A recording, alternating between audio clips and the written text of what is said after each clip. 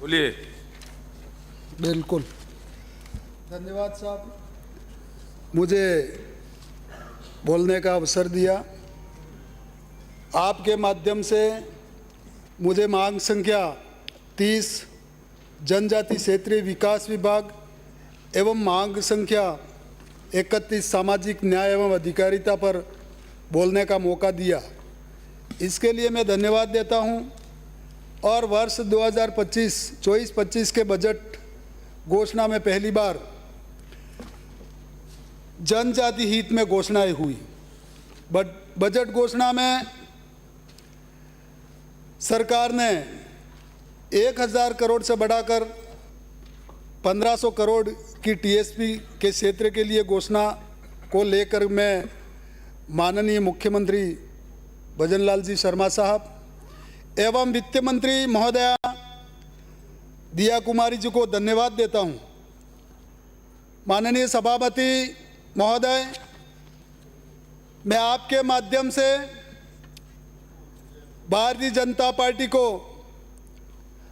भजनलाल जी की सरकार को मैं धन्यवाद देना चाहूँगा कि मेरी विधानसभा सागवाड़ा और डूंगरपुर के कई काम बजट घोषणा में जोड़कर आदिवासी समाज के उत्थान एवं विकास को लेकर के 220 केवी जीएसएस, सोम कमलाबा नहर किसानों के लिए एवं जन स्वास्थ्य अभियांत्रिकी का खंड कार्यालय सागवाड़ा, पादड़ी बड़ी में 133 केवी जीएसएस और बरबोदनिया में पीएससी की सौगात देकर जनजाति क्षेत्र के लिए बहुत बड़ी सौगात दी है। महोदय, मैं आपके माध्यम से सरकार को धन्यवाद देना चाहता हूं कि मेरे टीएसपी क्षेत्र में सड़कों के विस्तार के लिए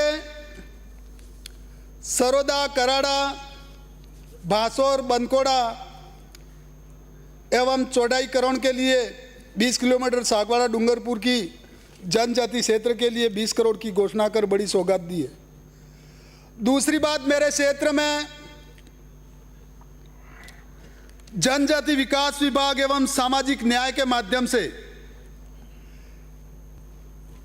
मैं सदन को अवगत कराना चाहूंगा कि मेरा क्षेत्र डूंगरपुर,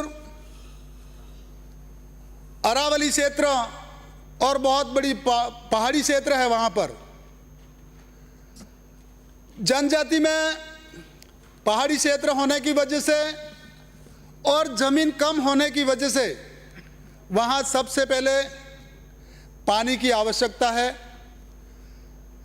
कुओं की आवश्यकता है और दूर दराज जो जनजाति समाज रहता है। मैं मेरे गांव की बात करूं, मेरे गांव से कुंजेला गांव 3 किलोमीटर की दूरी है, लेकिन बीच में जंगल का क्षेत्र आता है और उस गांव में जाने के लिए 27 किलोमीटर तक चल करके जाना पड़ता है। तो ऐसे कई स्थान हैं हमारे, धार्मिक स्थान भी है, लेकिन बीच में वन विभाग की जमीन आने से वहाँ कहीं हॉस्पिटल जाना हो या कहीं अन्य जगह जाना हो तो वहाँ वाहन की सुविधा नहीं होती है। तो ऐसे में हमारे जो विद्यालय में जो बालक आते हैं इनके लिए भी बड़ी समस्या होती है। जैसे आंगनवाड़ी खोली तो है लेकिन भवन आज दिन तक नहीं है वहाँ पर। ऐसे भी क्षेत्र हैं जहाँ पर मैं माननीय हमारे मंत्री महोदय हैं, टीएडी मंत्री, इनसे भी मैं निवेदन करना चाहूँगा बाबूलाल जी से कि ये क्षेत्र जनजाति क्षेत्र आपका है और जनजाति क्षेत्र में टीएसपी क्षेत्र है और टीएसपी में सभी समाजों के लोग रहते हैं। इसमें ओबीसी भी आ गए, एसटी भी आ गए, एससी भी आ गए।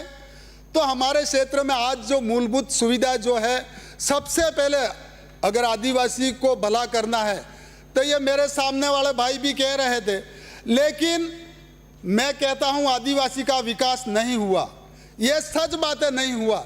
लेकिन मंत्री भी हमारी समाज का बनता है, सरपंच भी हमारी समाज का बनता है, प्रधान भी हमारी समाज का बनता है, प्रमुख भी हमारी समाज का बनता है, एमएलए भी हमारा ही व्यक्ति बनता है। फिर क्यों है हम पीछे? इसके लिए भी हम सबको मंथन करने की आवश्यकता है। और हमारे क्षेत्र में गरीबी है और गरीबी दूर करने के लिए वहाँ पर जो विद्यालय हैं वहाँ पर अध्यापकों की कमी है, बिल्डिंग की कमी है, ऐसी कुछ कमियां हैं। उस कमियों को दूर करेंगे तो वहाँ का विकास भी होगा और हमारा वहाँ का जनजाति क्षेत्र जो है, टीएसपी क्षेत्र है, वो भी मजबूत होगा। तो मैं तो इतना ही कहूँगा कि मेरे डूंगरपुर जिले में सागवाड़ा जो तहसील है, अभी मुख्यमंत्री जी ने जो घोषणा की और कैनाल आई है, इतिहास में पहली बार आया है, कैनाल आई है, तो वो जनजाति क्षेत्र में किसानों को सबसे ज़्यादा फायदा होने वाला। और टीएसपी क्षेत्र में सभी समाज के लोग रहते हैं और सबको फायदा होने वाला है। इसलिए मैं सदन के माध्यम से आने वाले समय में आंगनवाड़ी है, माँ बाड़ी है, इन सब में जो व्यवस्था है वो अगर अपने ढंग से होती है तो वहाँ की जो बालक जो आते हैं इनको, और जो हॉस्टल हैं, जो हॉस्टल में भी हम सबको उसमें ध्यान रखने की ज़रूरत है। और मंत्री साहब है, इनसे भी मैं कहना चाहूँगा, हॉस्टलों में बराबर अगर व्यवस्था होती है तो अपने अगर उसमें जानकारी रहेगी तो हॉस्टलों में भी बराबर चलेंगे, नहीं तो वहाँ भी हॉस्टलों में भी बहुत ही ध्यान रखने की आवश्यकता है। पुनः मुझे बोलने का मौका दिया, इसके लिए मैं आदरणीय सभापति जी को बहुत बहुत धन्यवाद देता हूँ। धन्यवाद श्रीमती।